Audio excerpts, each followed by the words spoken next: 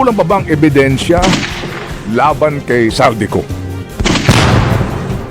Hindi ba pwedeng maghain ng espesyal na motion sa Supreme Court ba yan saan man para humaobliga yung Saldico umuwi? At parang talagang mag-iisim ka na may something. Ito ho kasing laban na ito ay maaaring ituring natin na David against Goliath. Kasi nga po sa naghaharing uri ito itong kalaban ngayon mga kapatid na mga Pilipino. Naghaharing uri for the longest time. Yung pagnanakaw na yung House of David. Oo, tinapos ko. Para bagang magsisimana Santa ang dating, ano ha? Pinanood ko, magmula-simula hanggang sa, sabi ko, ay nako, isa ba lang season ito. Yung laban ni David kay Goliath, kasi si David po ang sumunod na hari after Saul. Diyan po sa Israel, yung bakbakan ng mga Palestino tsaka Israel noong pang sinaunang panahon.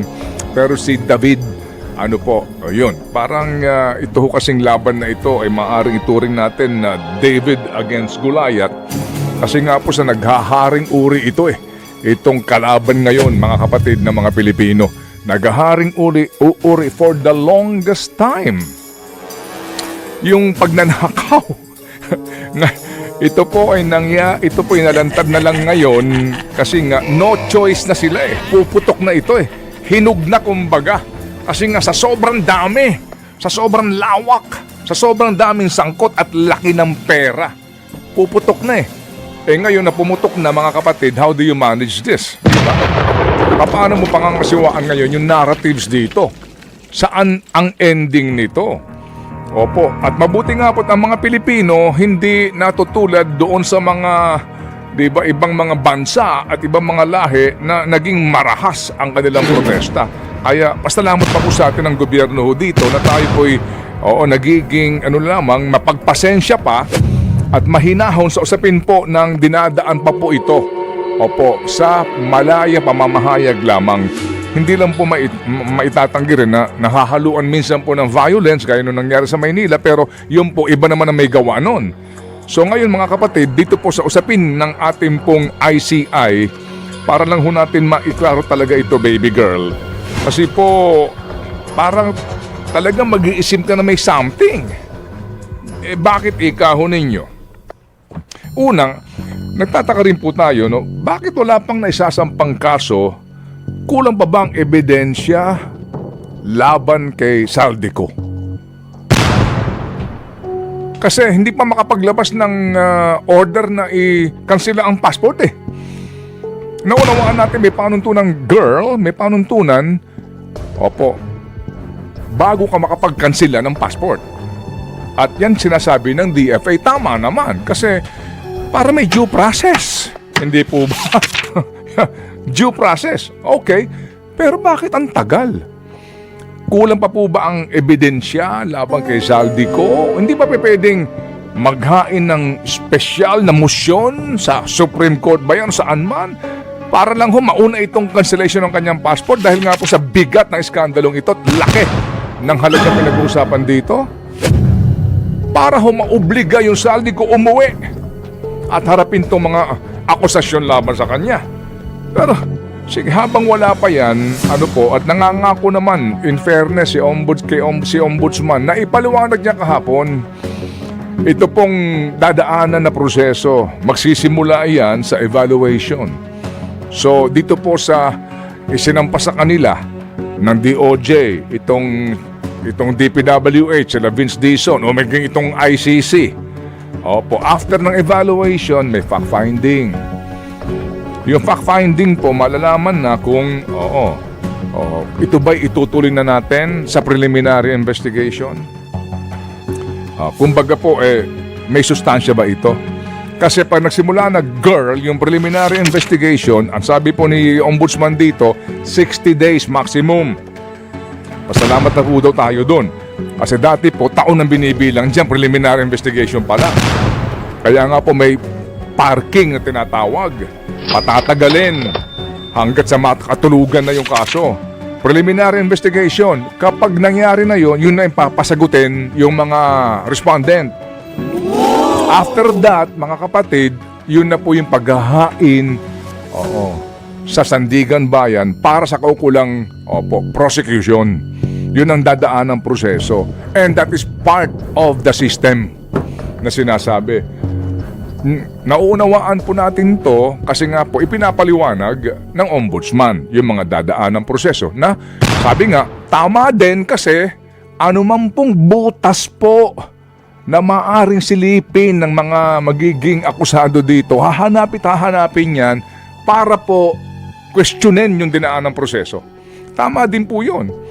Sa panig ng mga abogado, talaga naman dito, pag ipit na ipit ng kliyente mo, hahanap at hahanap ng kaparaanan yan para magkaroon ng butas na maaari nilang atakihin nang hindi matuloy yung kaso. Definitely po, katakot-takot na motion na nga abutin po natin dito. Ngayon, ito pong kaso ni Roberto Bernardo.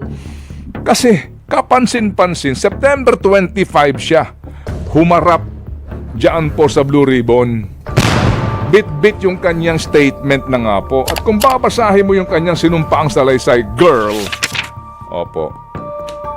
dito, sa kawalan po ng sapat na panahon, affidavit ay Roberto Bernardo, etc., etc. May sinasabi po siya dito na kanya pong sinusumpaan ang salaysay na ito para din po sa kanyang aplikasyon sa Witness Protection Program. Gusto rin niyang maging testigo ng Estado para din po siguro nga magkaroon siya ng bargaining na hindi lubos-lubos, no? Yung maipataw. Yung maipataw sa kanya ditong kaso. Pero again, yan po ay subject sa review pa rin ng DOJ. Tama. No? Kasi dito po humingi siya ng rekomendasyon sa Blue Ribbon Committee at sa pamunuan po ng Senado.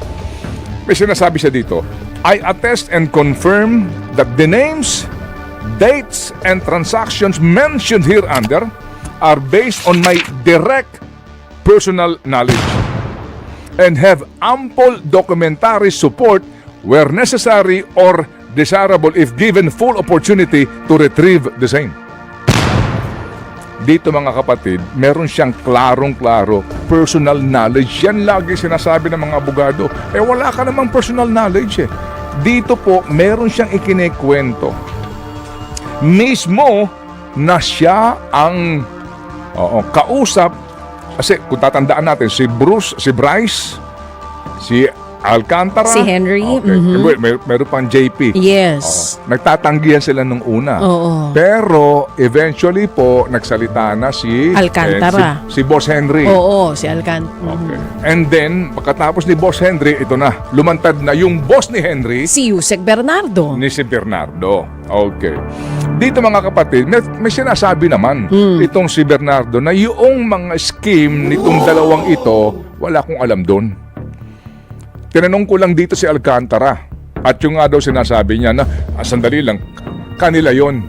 Pero may sarili sila ni Alcantara dito sa kanyang statement na ito. Kasi nga po mga kapatid, dito hindi ko na isa-isahin may binabanggit siya na meron pong ibinabaksak kasi nandito sa kanyang mga annex na pondo, doon pangalan sa ang program appropriations, nandito rin po may binabaksak na pondo sa ibang mga distrito at maging sa distrito nitong si Alcantara at meron silang sariling komisyon na paghahatian nilang dalawa at yung ang sinasabi dito ay depende sa kanilang kausap na proponent.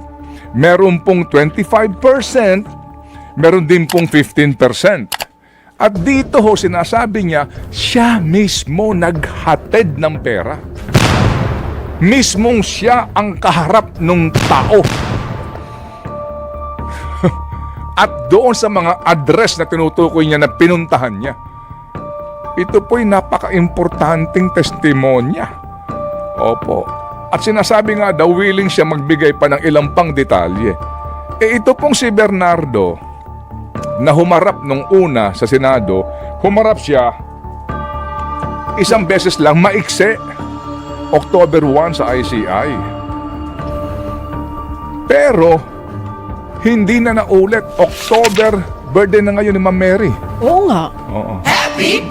Tita Mary Zapata, nauna pa ang birthday niya bago Hindi na magkaroon ito ng kaklaruhan dito sa nangyayari. Oo. At ang katwiran po ay may sakit nga. Hindi ba? Correct. Pero walang med cert. Opo. At sabi, Dalawang- sabi nga ni David, 3 beses na postpone eh. Yung una, sabi niya, kailangan niya pa ng additional information dun sa kanyang magiging pahayag. Pangalawa, may sakit. Pangatlo, ito yung kahapon, may sakit ulit.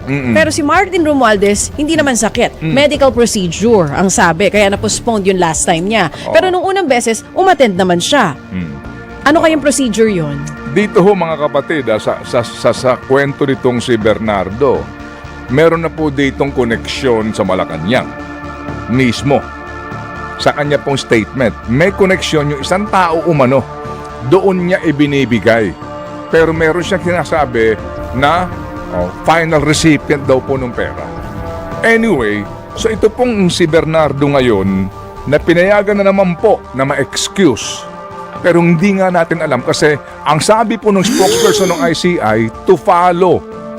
Kasi hihingiin nila yung medical certificate. Kumbaga, okay sige, hindi ka makakarating, sige, padala mo dito ha, medical certificate mo ha. As in, para bagang